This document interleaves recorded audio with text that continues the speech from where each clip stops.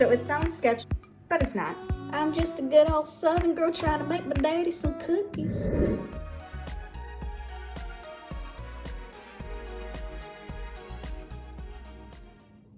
Hey guys, so for Father's Day, I decided that I am not gonna buy anything this year. I am going to be baking chocolate chip cookies. My dad loves chocolate chip cookies and he really likes this recipe. It does take 2 days for me to make it. So today I'm gonna make the batter and then tomorrow we're gonna go ahead and go through the whole baking process.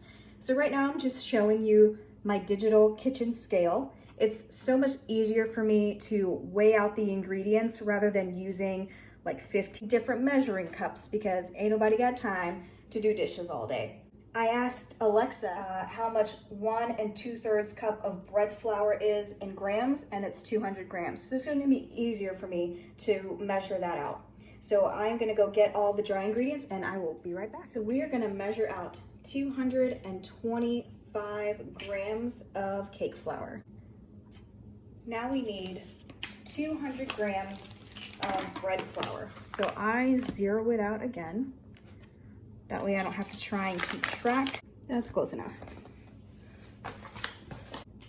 Now we need 1 1/4 teaspoons of baking soda, and I have this metal set of measuring spoons.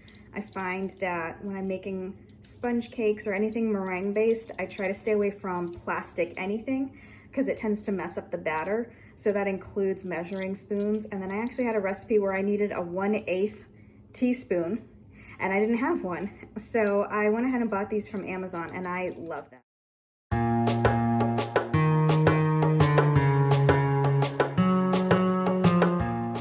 The next thing we're gonna measure out is baking powder. So we need 1 1/2 teaspoons of baking powder. I use Clabber Girl.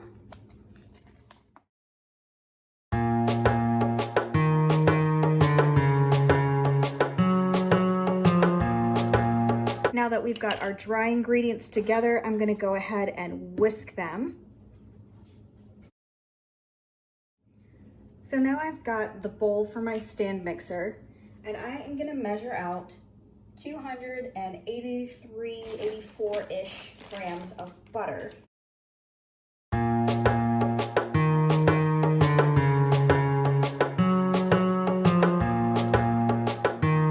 So now we need 250 grams of light brown sugar.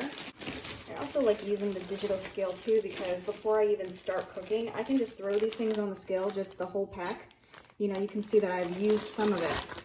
But if I throw it on the scale, I can tell like if I need to go buy some more or if there's gonna be enough in what I already have. If I haven't convinced you yet that digital scales are a lifesaver, here we go. So now we're on to granulated sugar, and we're gonna go ahead and do 225 grams of it. So I've gone ahead and set up the mixture in the stand mixer. And as you can see, I have the paddle with this rubber edge, and it helps to clean up the sides of the bowl better. That way I don't have to keep stopping it. And as you can see, the rubber edge is doing its job. It's cleaning up those sides so I don't have to keep stopping it and scraping it myself. It's been 5 minutes and it's looking pretty fluffy to me, so I'm gonna go ahead and stop it so that I can add in the eggs. I was taught to put eggs in a separate bowl and then transfer it into the stand mixer. I've never run into a rotten egg before, and I've gotten pretty good about not getting shells in there. So I don't really see a need to dirty up another bowl. So I will risk it. So it's looking pretty good to me. I'm gonna start adding in the other dry ingredients.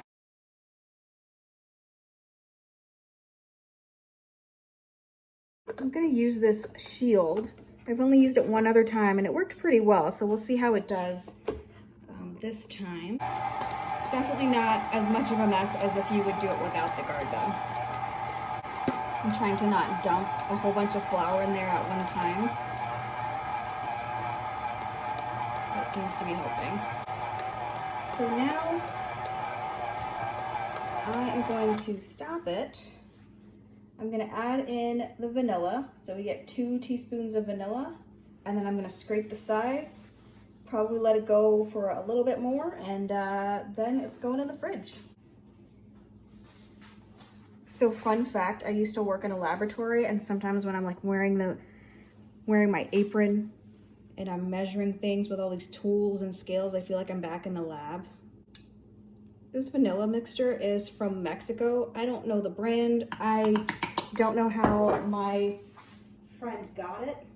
I don't ask any questions. She just told me that someone went down there and got some vanilla for her and brought some up for me, and I said thank you. That was it.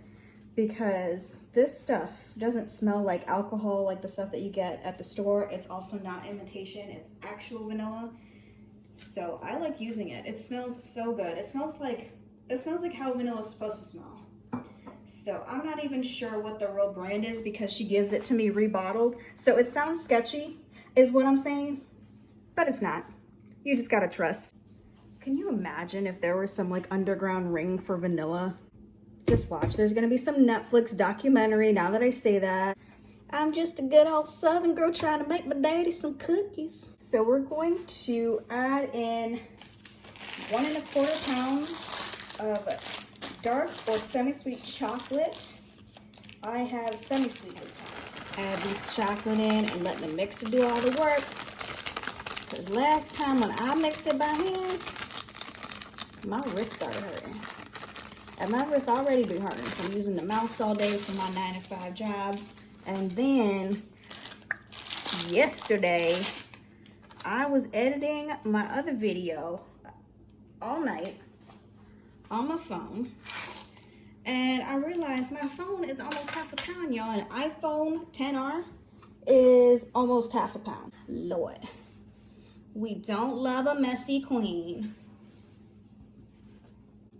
And this whole bowl is going in the fridge. Guys, I just wanted to show you that I'm ready to put these in the oven. I am weighing them out. I'm gonna make 3-ounce balls, I'm gonna make 2-ounce balls, and then I'm gonna make 1-ounce balls. So that way there's a variety of size.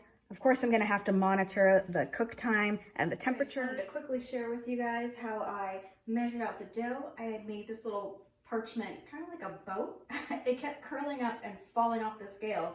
So I just kept folding up the sides until it looked like it was stable. I don't know if you guys have ever had this happen to you with like cling wrap boxes or foil or parchment paper boxes, but sometimes the sides will come unglued and it drives me crazy.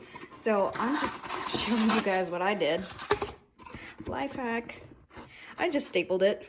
It was driving me crazy. So there you go, problem solved. Now I can use the serrated edge of this thing instead of having to use scissors. They are at different levels of doneness. Some people like them really crispy like that, so I have those for them. Some are pretty underdone, so they're really gooey in the middle, so I have those for them. See, these light color ones are the more underbaked ones, and then they're different sizes. So I wanted to tell you about these racks. As you can tell, I love baking. So when I first started getting into baking, I was buying all these racks, and I bought a few from the dollar store. You guys, if you watched my last video, you know how much I love the dollar store, but they didn't stack and I only have limited counter space. So it was taking up a lot of room. And then I found these racks, which I can link in the description box for you. These are stackable, and I actually stack them on top of one that's not even in the set, but it's nice that I get 4 layers. It only takes up this much space on my counter. So pretty compact. I can just kind of set it aside and start working on, the next thing that I'm doing. I will have a link in the description. If you see any Amazon links below, just know that if you click through them and you do end up buying from there, it does help me. It's my milk money if you want to go ahead and buy through those links. No pressure though. If you don't end up purchasing through the Amazon link, that's cool. If you still want it though, make sure that you check the other craft stores. They have coupons sometimes, they have sales, but I'll give you the link just as info and you can decide from there. When I come across things that I like, I just want to share it with you all because if it saves me time or it saves me space or it saves me money, so it's just cool to share all that info. So I will put these in little containers. No lie, I did not pay anything for these. Chinese food restaurant that I like to frequent here gives out the same size. Obviously they buy them in bulk, so I just hang on to them. They're great. They go in the microwave, and since I didn't directly pay for them, if I give out cookies in these or macarons or whatever I'm baking and people don't return them, it's no big deal. They are dishwasher safe, and I just love using them. So I actually do hold on to them. It's cheaper for me to do that, to hold on to something that you paid for it, right? You paid for the restaurant to provide you with the food, and they have to pay for it. So indirectly, I did pay for it. So I just hold on to it. They're gonna be good to fit our cookies in there. Well, this has been super fun to share this with you all. I love baking, and it's just cool to be able to do this as a gift. I think everybody in my circle pretty much knows that I'm trying to get out of debt, so they're super understanding that, you know, I can't get them gifts that cost hundreds of dollars as much as I would love to. In the meantime, just having fun baking and sharing the memories, it's the thought that counts anyway. Leave a comment down below. I would love to know what you guys did for your Father's Day celebration.